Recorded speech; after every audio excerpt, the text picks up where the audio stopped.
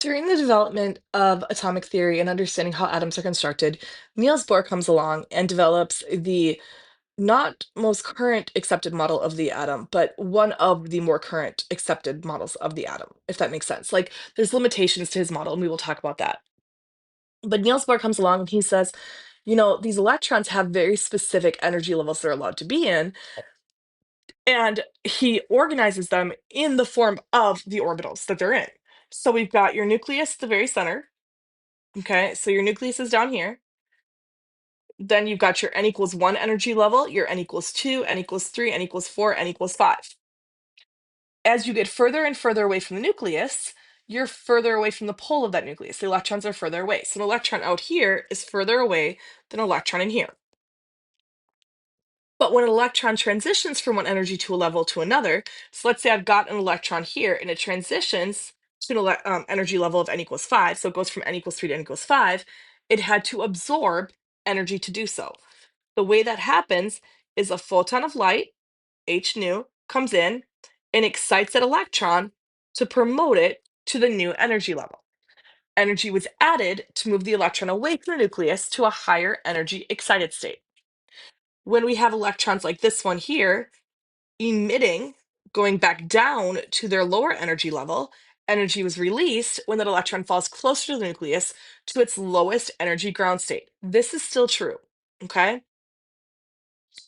And so the electrons, different electrons have different allowable states. They're allowed in certain spots. They can't just hang out wherever they want. They can't stop, randomly in between the two. They have to be either in an n equals 5 or n equals 4 energy level. They have to be in an energy level though. So if an electron makes a transition from n equals 3 to n equals 2 state, what does this mean? It means the electron is losing energy. It's going closer to the nucleus. It's losing energy to do so, and it's doing it in the form of a photon of light. A photon of light is emitted with precisely that amount of energy.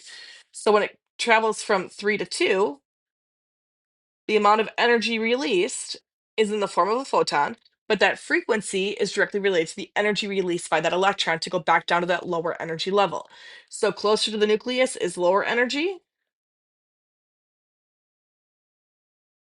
further from the nucleus is higher energy.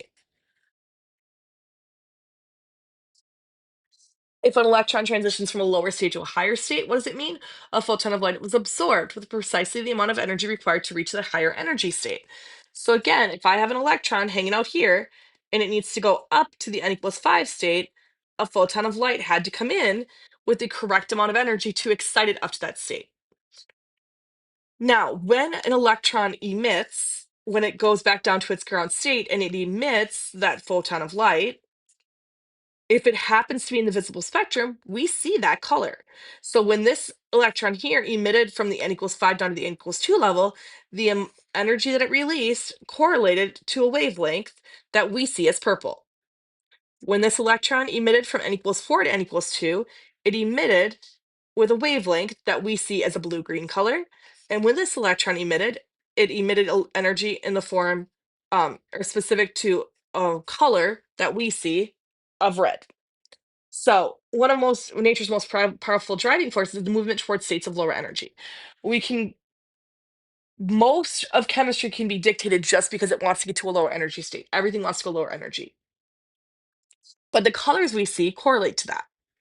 So, again, the Bohr model, he developed it based on a hydrogen atom. And so the observation was the light given off by the excited hydrogen atoms is not a continuous spectrum, but rather a line spectrum. And that is true. And this down here is trying to show you like an electron goes from an n equals 3 to an n equals 2 energy level, and a photon of light is emitted, h nu.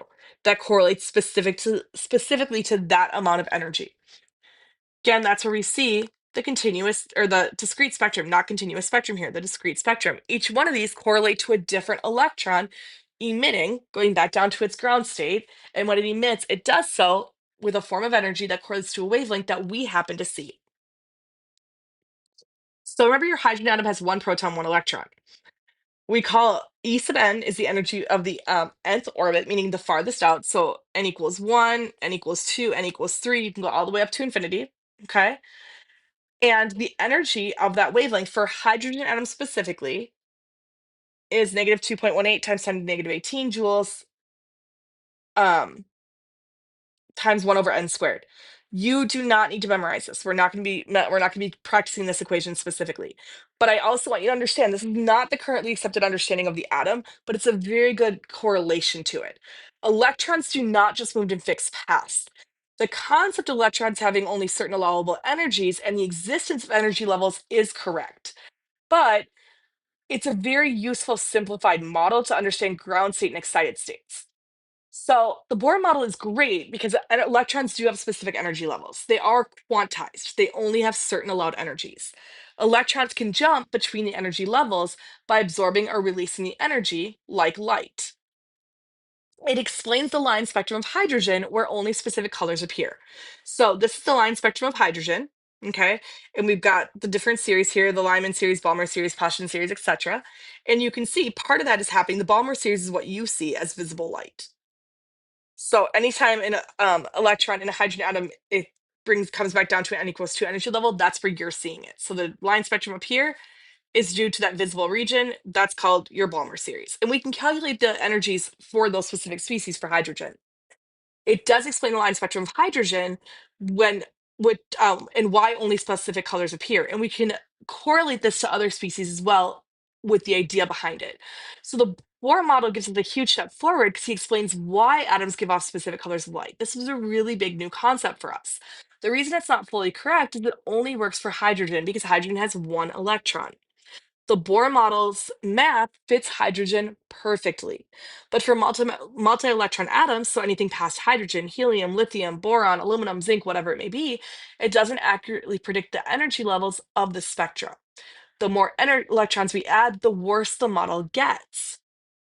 And it's because electrons repel each other. Hydrogen doesn't have that problem. So electrons don't actually orbit like planets. The Bohr pictured the electrons as tiny balls orbiting the nucleus in fixed circles like planets around the sun. So kind of going back to up here, he pictured this as like your model that like the model we've all learned or probably all learned about the solar system when we were in school. He pictured the electrons orbiting here. In reality, electrons don't have exact paths. We can't know their exact position and speed at the same time. That's a Heisenberg uncertainty principle. We will talk about that. We can know its position, but not its momentum, or we can know its momentum, but not its position. The moment we figure out one, we have affected the others. It's such a small particle and moving so fast. So it's not that electrons move in neat circles. They exist in fuzzy clouds of what we call probability, the probability of finding an electron there. So the Bohr model doesn't account for the electron behavior as waves. Later experiments showed that electrons behave like waves, not just particles.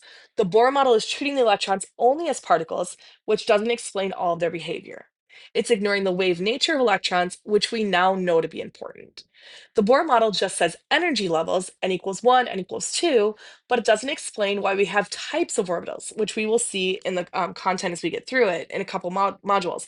But we have s orbitals, p orbitals, d orbitals, and f orbitals. Bohr model doesn't account for that. It doesn't account for why some electrons fill orbitals in an order that doesn't follow the general path, and we'll see that as well, or why atoms have different shapes.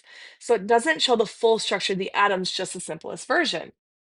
But we still teach it because it still shows us how quantized energy, how energy is quantized, how we can measure specific amounts. It really explains the hydrogen line spectrum very well, and it gets students ready for the more accurate quantum mechanical model. So Bohr gave us a model that was simple, visual, and a huge step forward, even though it's not the full picture. Works great for hydrogen, but it's going to break down for your bigger atoms. Electrons aren't in neat orbits. They exist in these, again, fuzzy orbitals that we describe as a probability of finding an electron. And I'll show you a pretty cool video done by Minute Physics that covers that when we get to that section. But the model is helpful for learning, but quantum mechanics gives us the real picture. So why do we learn it all? Well, why do we learn any model? We've got to